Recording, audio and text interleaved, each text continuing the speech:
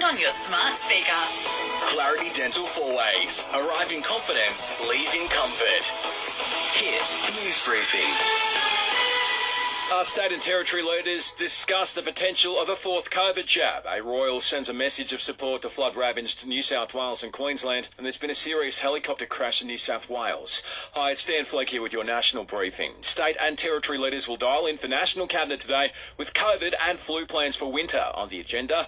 There's some concerns around a new variant and the risk of a huge jump in cases as it cools down, with New South Wales authorities flagging the prospect of a fourth jab in the near future. Victorian Health Minister Martin Foley expects the nation will get a clearer idea in the next week or so. My understanding is that there will be further work that ATAGI will do. ATAGI will come back to states and territories in the Commonwealth in coming days. Meantime, Health Minister Greg Hunt has announced the government will spend more than $2 billion on vaccines, vulnerable populations and supporting aged care. Those three elements are all part of the preparedness plan, and what we've done is prepared for the worst contingencies as ever, seek to beat those outcomes. He's also confirmed Australia will order 130,000 vaccine doses to combat the Japanese encephalitis virus that's claimed lives across South Australia, New South Wales and Victoria.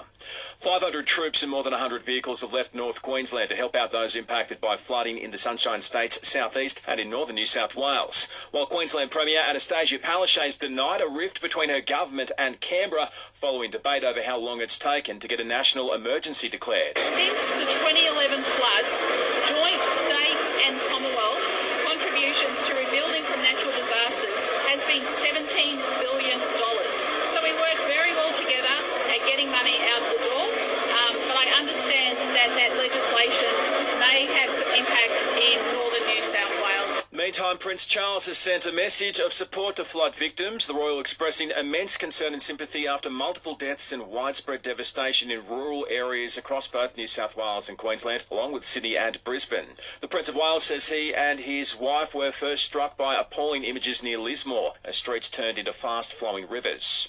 A helicopter's crashed in the New South Wales Snowy Mountains with one person in a critical condition. 5 were on board when the chopper went down around midday. Rescue teams are working to winch them to safety in rough terrain. And the cost for a seat on a plane is predicted to rise amid the Russian invasion of Ukraine. The boss of Qantas forecasting airfare prices could go up by 7% as world oil values surge. The Hyundai Staria Load is the van that is big on safety and big on tech. And now it's yours from $47,990 drive away. Take a tech drive today. Michael Maguire's brushing off talk. His head's on the chopping block if the West Tigers fail to fire this year. He's the bookies' favourite to be the first NRL coach to get sacked, something Madge is trying to ignore. I don't pay too much attention to that.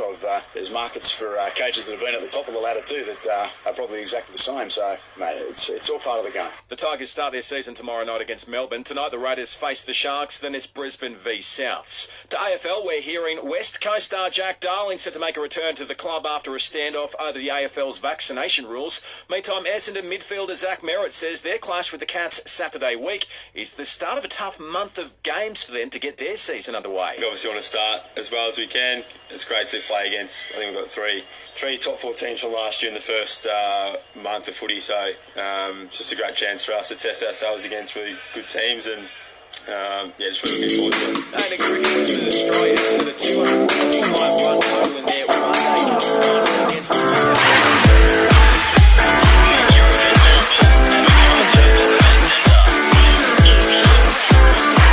Showers and the chance of a thunderstorm for Mackay and the Whitsundays this afternoon. 30 degrees the top, dropping to 23 tonight, showers and 29 tomorrow.